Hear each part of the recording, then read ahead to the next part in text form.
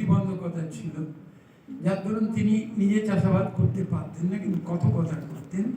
এই কথকতা বলতে তিনি ওই মানে রামায়ণ নিরীক্ষা করে, বিচার করে, গণনা করে তাকে ভাস বলা হয়, ভাস পণ্ডিত।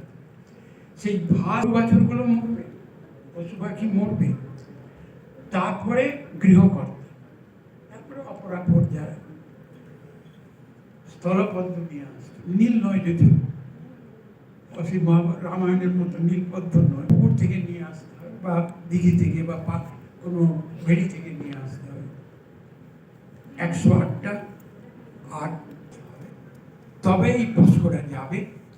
কিন্তু আমরা অত্যন্ত গরিব বলে তাদের পয়সা করি নেই, জমি জমা বিক্রি করে যে টাকা পয়সা নিয়ে আসবে সেটাও তাদের ছিল না।